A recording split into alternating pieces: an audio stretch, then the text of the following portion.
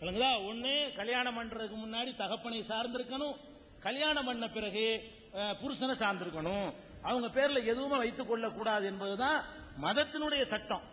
இப்ப உள்ள நவீன யுகத்துல இப்ப உள்ளவங்க நினைஞ்சிருக்கிறாங்க, இப்பதான் கலைஞர் கொண்டு வந்தார் கொஞ்ச காலத்துக்கு முந்தி. இப்பதான் திமுக ஆட்சியில தான் பெண்களுக்கு சொத்துரிமை உண்டுங்கிற சட்டம் கொண்டு வரப்பட்டிருக்கே தவிர இத்தனை ஆண்டு காலமாக அந்த சட்டம் கிடையாது. முதல்ல விளங்கிக்கிறணும், மதத்துல கிடையாது. சரி, இஸ்லாமிய மார்க்கத்துல உண்டா? உண்டு. இஸ்லாமிய உலகத்துல பெண்களுக்கு சொத்தே வச்சுக்கிற கூடாது என்று சொன்ன காலகட்டத்தில் இஸ்லாம் என்ன சொல்லுதுன்னு கேட்டா, தகப்பனுக்கு சொத்துல பங்கு இருக்கிற மாதிரி தாய்க்கு பங்கு இருக்குது இஸ்லாம் சொல்லுது. கணவனுக்கு பங்கு இருக்கிற மாதிரி மனைவிக்கு பங்கு இருக்கு. கணவன் சொத்துல மனைவிக்கும், மனைவி சொத்துல கணவனுக்கும் வாரிசுரிமை உண்டு இஸ்லாம் சொல்லுது. ஆண் மகனுக்கு பங்கு இருக்கிற மாதிரி மகளுக்கும் பங்கு இருக்கிறது இஸ்லாம் சொல்லுது. சகோதரனுக்கு பங்கு இருக்கிற மாதிரி சகோதரிக்கும் பங்கு இருக்கிறது என்று இஸ்லாம் சொல்லுது. அப்ப சொத்துரிமையை பொறுத்த வரைக்கும் திருக்குர்ஆன்லயே தெளிவா சொல்லப்பட்டிருக்கிறது, அவர்கள் சம்பாதித்தும் தங்கள் பெயர்ல சொத்துக்களை வைத்துக் கொள்ளலாம், வாரிசுரிமை அடிப்படையிலையும் பெண்களுக்கு சொத்துரிமை உண்டு. என்ன ஒரு வித்தியாசம் காட்டுதுன்னு கேட்டா, என்ன வித்தியாசம்? அறவே இல்லாத ஒரு யுகத்தில் கொடுக்கப்பட்டாலும் இஸ்லாம் என்ன சொல்லுதுன்னு கேட்டா, இப்ப கணவனுடைய சொத்திலிருந்து மனைவிக்கு கிடைக்கும் பொழுது கணவனுக்கு என்ன கிடைக்குமோ அதுல பாதி இஸ்லாம் சொல்லுது. சமமா இல்ல. அந்த கொஸ்டினை வேணா நீங்க கேட்கலாம். எப்படின்னு கேட்டா, கணவன் இறந்துடுறான், அவன் சொத்திலிருந்து மனைவிக்கு எவ்வளவு கிடைக்கும் கேட்டா, புள்ளை இருந்தா 8ல் 1 கிடைக்கும், புள்ளை இல்லைன்னா 4ல் 1 கிடைக்கும். இறந்து போனவனுக்கு குழந்தை இருக்குமையானால் மனைவிக்கு 8ல் 1 அரைக்கால் பாகம் கிடைக்கும். இறந்து போனவனுக்கு புள்ளையே இல்லைன்னு வைங்க, அப்ப மனைவிக்கு 4ல் 1 பாகம் கால்வாசி கிடைக்கும் புருஷன் சொத்துல. மனைவி இறந்துட்டாண்டு வைங்க, மனைவி இறந்துட்டான்னு சொன்னா, மனைவிக்கு புள்ளை இல்லைன்னு சொன்னா அவ சொத்துல இருந்து பாதி புருஷனுக்கு கிடைக்கும், மனைவிக்கு குழந்தை இருந்தா கால்வாசி கிடைக்கும் புருஷனுக்கு. அவ மனைவிட்ட இருந்து புருஷனுக்கு பங்கு, புருஷன்ட்ட இருந்து பொண்டாட்டிக்கு பங்கு இருக்குது. என்ன இருக்குன்னு கேட்டா பாதிங்கிற கணக்குல வருது. அது ஒரு விமர்சனத்துக்குரியதா இருந்தால் அதை கேள்வி கேட்கலாம். அதே மாதிரி ஒருத்தனுக்கு ஒரு ஆம்பளை பிள்ளை ஒரு பொம்பளை பிள்ளை இருக்குன்னு வைங்களேன், ஆண் பிள்ளைய 2 பங்காகவும் பொம்பளைய 1 பங்காகவும் ஆக்கி 3 பங்காக பங்கு வச்சு 2 பங்கு ஆம்பளை பிள்ளைக்கும் 1 பங்கு பொம்பளை பிள்ளைக்கும் கொடுக்கணும் இஸ்லாம் சொல்லுது. ஒரு 2 ஆம்பளை பிள்ளை 2 பொம்பளை பிள்ளை இருக்குன்னா 6 துண்டாக பங்கு வைக்கணும் சொத்தை. 6 துண்டா வச்சு பொம்பளைக்கு ஆளுக்கு 1 கொடுத்துட்டு ஆம்பளைக்கு ஆளுக்கு 2 கொடுப்பாங்க. இப்படி இஸ்லாம் சொல்லுகிறது. அப்ப ஆம்பளை பிள்ளை பொம்பளை பிள்ளைன்னு பார்த்தாலும் ஆம்பளை பிள்ளை கூட பொம்பளை பிள்ளை கம்மி. புருஷன் பொண்டாட்டின்னு பார்த்தாலும் புருஷன் சொத்துல இருந்து பொண்டாட்டி கம்மி, பொண்டாட்டி சொத்துல இருந்து புருஷனுக்கு கூட. சொத்து இருக்குன்னு சொல்லுது, யாரும் சொல்லாத காலத்திலேயே இந்த வித்தியாசம் இருக்குது. இந்த வித்தியாசத்துக்கு ஒரு காரணம் இருக்குது. இந்த வித்தியாசத்துக்கு காரணம் இருக்குதுங்க. என்ன காரணம்னு கேட்டா, என்னுடைய சொத்துக்கள் இருக்கு பாருங்களேன், என்னுடைய சொத்துக்களை அதிகமாக பெருக்குவதிலையும் வளர்ப்பதிலையும் என்னுடைய பெண் மக்களை விட என்னுடைய ஆண் மக்களுடைய பங்கு கூடுதலா இருக்கும். பெரும்பாலும் விதிவிலக்கா 1 இருக்கலாம், தருதல இருப்பான், அதல்ல.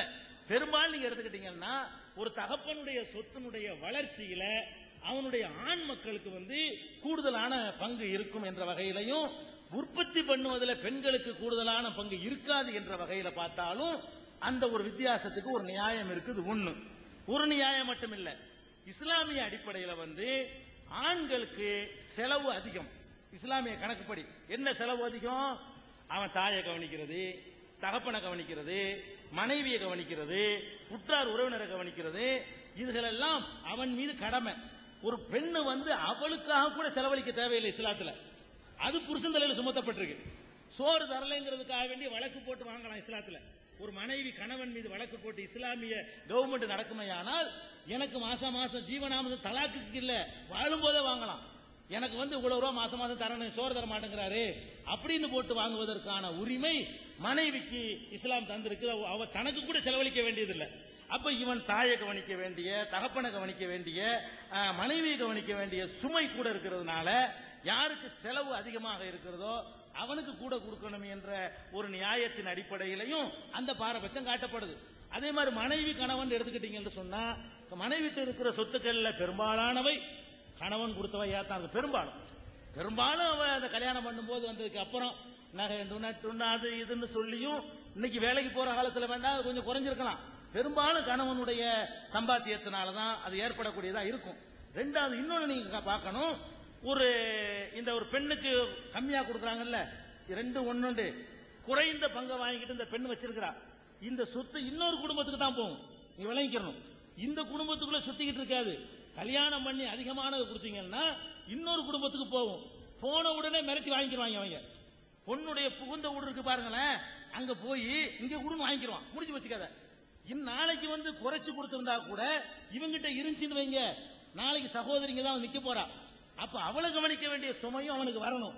அப்ப அவன் சுமையா கருதிடக்கூடாது. ஏன்னா பெண்கள் வந்து இந்த புகுந்த வீட்டுக்காக வேண்டி எல்லாத்தையும் கொடுத்துருவாங்க. நமக்குன்னு சேர்த்து வச்சிருந்தா கூட ஒரு அழுது பாருங்க, நீங்க டெஸ்ட் பண்ணி கொஞ்சம் ஒப்பாரி வச்சு பாருங்களேன், எல்லாத்தையும் கையில கால கலட்டி கொடுத்துற பொம்பளைங்க ஜாஸ்தி, 90% பொம்பளைங்க கொடுத்துருவாங்க. அந்த மாதிரி எல்லாம் வந்து பெண்ணுக்குன்னு பிரிச்சு கொடுக்கக்கூடிய நேரத்தில் புருஷ வீட்டுல போய் அம்மட்டு போய் சேர்ந்துடக்கூடாது. அப்படிங்கிறதுக்காக வேண்டி 1/3 அங்க கொடுங்க, 2/3 இங்க கொடுங்கன்னு சொல்லி சில நியாயங்களுக்கு சொல்லுது. இன்னும் நிறைய காரணங்கள் இருக்கு இந்த சொத்துரிமைகளை வித்தியாசப்படுத்தினதுக்கு. அதுக்கு ஒரு புஸ்தகத்தை அவங்களுக்கு நம்ம கொடுத்துருவோம். அது போக அவங்க கேட்டல இன்னொரு கேள்வி, பெண்கள் பள்ளிவாசலுக்கு ஏன் வர்றது இல்லைன்னு கேட்கறாங்க. இஸ்லாத்துல அனுமதி இருக்குது, உலக நாடுகள் எல்லாம் போறாங்க, தமிழ்நாட்டில் இல்லதான்.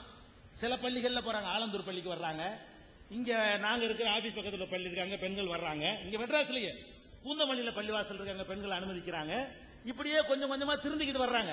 ஆனா மலேசியாவில் பெண்கள் பள்ளிவாசலுக்கு போறாங்க, சவுதி அரேபியாவில் ஆண்கள் மாதிரியே பெண்கள் பள்ளிவாசலுக்கு போறாங்க. தர்காவுக்கு இல்ல, பள்ளிவாசலுக்கு போய்கிட்டு இருக்கிறாங்க.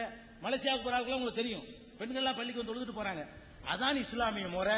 இங்கேயும் உண்டாக்குவதற்காக வேண்டி நாங்கள் ஒரு 20 வருஷமா பாடுபட்டு நிறைய பள்ளிகள்ல அந்த பெண்களும் பள்ளிவாசல் அனுமதிக்கிற நிலையை தகுந்த ஆதாரத்தை காட்டி நாங்க உண்டாக்கிட்டு வர்றோம். அதான் அதுக்கு உள்ளது. நடைமுறையில் இல்லைங்கிறத நான் ஒத்துக்கிறேன், அது சொல்லி நாங்க திருத்திட்டு வர்றோம். என்னுடைய பெயர் இ. விஜயகுமார், சென்னை கொருக்குப்பேட்டையிலிருந்து வந்திருக்கிறேன். இந்துக்கள் தவறுகளை செய்துவிட்டு இறைவனை வணங்குகிறார்கள், ஆனால் இறைவன் மன்னித்து விடுவார் என்று ஆதாரம் இல்லாமல் அவர்கள் சொல்லுகிறார்கள். கிறிஸ்தவர்களும் தவறுகள் செய்கிறார்கள், அவர்கள் ஆதாரத்தோடு இறைவன் மன்னித்து விடுவார், இயேசு கிறிஸ்து மன்னிப்பார், மன்னிப்பு உண்டு என்று பைபிளிலே இருக்கிறது. 1 கொரிந்தியர் 23ஆம் அதிகாரம் 1 முதல் 23 வசனங்கள் வரை அது இருக்கிறது. அதே போல யோவான் அதிகாரத்திலும் யோவான் புத்தகத்திலே 6வது அதிகாரம் 48 முதல் 60 வரை 58 வரை இருக்கிறது. இப்படியாக இஸ்லாமியருக்கு அந்த மன்னிப்பு உண்டா? வாரந்தோறும் அவன் தவறு செய்துவிட்டு வெள்ளிக்கிழமை ஜும்மாவுக்கு சென்று பயானை முடித்து விட்டு வந்தால் அவனுக்கு மன்னிப்பு உண்டா? குர்ஆனிலே அப்படி சொல்லப்பட்டிருக்கிறதா? எனக்கு தெரிந்த முஸ்லிம்கள் சிலர் ஒரு 4 பேர்கள் அப்படி இருக்கிறார்கள், தவறுகளை தொடர்ந்து செய்வது, ஆனால் பக்தி அதிகம் போல் இருப்பது போல் நாட்டு மக்களுக்கு அவர்களுடைய பசுத்தோல் போர்த்திய புலியாக இருக்கிறார்கள். இப்படி இஸ்லாத்தில் அவர்களுக்கு மன்னிப்பு உண்டா என்பதை தெளிவுபடுத்தவும். இஸ்லாமிய மார்க்கத்தில் மன்னிப்பு உண்டான்னு கேட்கறீங்க. நான் ஏற்கனவே சொல்லியிருக்கிறேன், பாவங்களை 2ஆ பிரிக்கணும். மனிதனுக்கு செய்யற பாவத்துக்கு மனிதன் தான் மன்னிக்கணும், கடவுள் மன்னிக்க மாட்டார். ஜும்மா தொழுதாலும் மன்னிக்க மாட்டாரு, ஹஜ்ஜுக்கு போனாலும் மன்னிக்க மாட்டார்.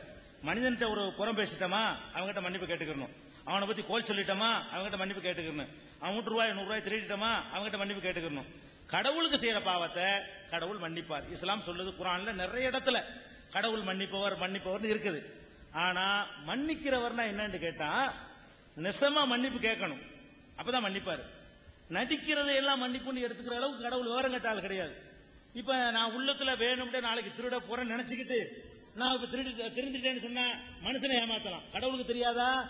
மன்னிப்பு என்று சொன்னால் நெசமாகவே திருந்தணும். மன்னிப்புக்கு இஸ்லாம் சில கண்டிஷன் சொல்லுது.